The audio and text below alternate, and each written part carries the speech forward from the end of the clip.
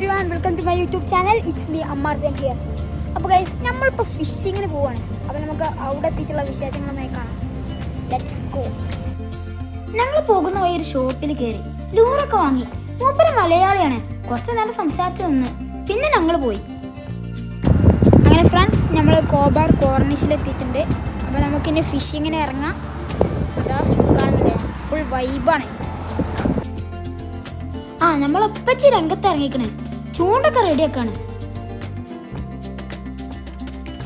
ഈരായിട്ട് നമ്മൾ ചെമ്മീനാണ് കോർക്കുന്നത്.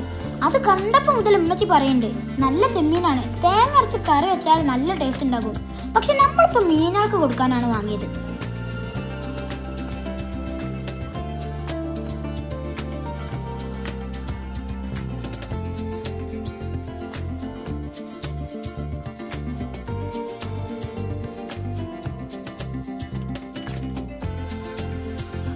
തന്നെ ഞാനാണ് ട്രൈ ചെയ്തത്.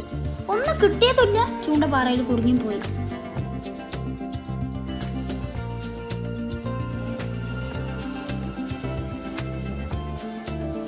ചൂണ്ടക്കൊക്കെ വലിയണ കണ്ടപ്പോ ഞാൻ വിചാരിച്ച് മീനുകളെ കൊത്തുകയാണെന്ന്. പിന്നെയാണ് മനസ്സിലായത് പാറമ്മ കുടുങ്ങിയതാണെന്ന്. തുടക്കം തന്നെ കൊളായി. പിന്നെ എങ്ങനെയൊക്കെയോ അത് റെഡിയാക്കി.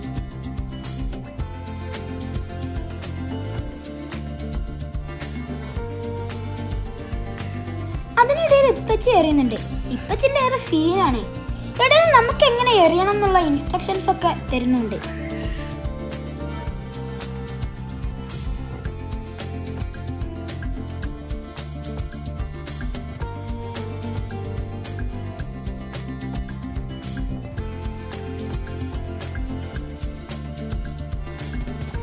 വലിയ ജാടയിൽ അമ്യൂസോടെ ഇരിക്കണ്ടേ, ഒരു നെറ്റിമാനെങ്കിലും കിട്ടിയാൽ മതിയായിരുന്നു.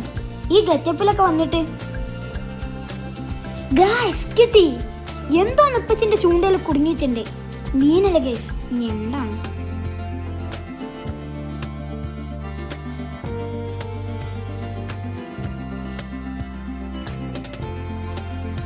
ഗായ്സ് ഒരുപാട് നേരത്തെ പരിശ്രമത്തിന് ശേഷം നമുക്ക് നല്ല നീല നിറത്തിലുള്ള ഞണ്ടിനെ കിട്ടിയിട്ടുണ്ട്. മീനാണെന്നാണ് വിചാരിച്ചത്, പക്ഷെ എന്താ ചെയ്യാ, ഇപ്പച്ചിന്റെ കയ്യിലിട്ട് ഒമാരും നിർത്തിയിട്ടുണ്ട്. മീന് കിട്ടാത്തതിൽ വിഷമമുണ്ടെങ്കിലും ഇവിടുത്തെ കടൽക്കാറ്റേറ്റിരിക്കാൻ സൂപ്പറാണ്. പക്ഷെ ഇപ്പച്ചി അപ്പോൾ ചൂണ്ട റെഡിയാക്കി വീണ്ടും ഇടുന്നുണ്ട്. ജീവനുള്ള ഞണ്ടിനെ കയ്യോടെ പിടിക്കാനുള്ള ധൈര്യം തൽക്കാലം നമുക്കില്ല. പിന്നെ നമ്മുടെ ചങ്ക കുഞ്ഞുമോനെ കാണിച്ചു തന്നു ഇങ്ങനെ പിടിക്കാൻ.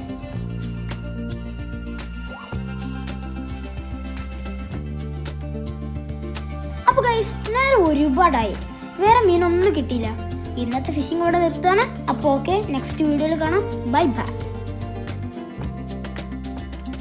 അങ്ങനെ കെട്ടും പാണ്ടൊക്കെ എടുത്ത് നമ്മൾ വീട്ടിലേക്ക് പോയി.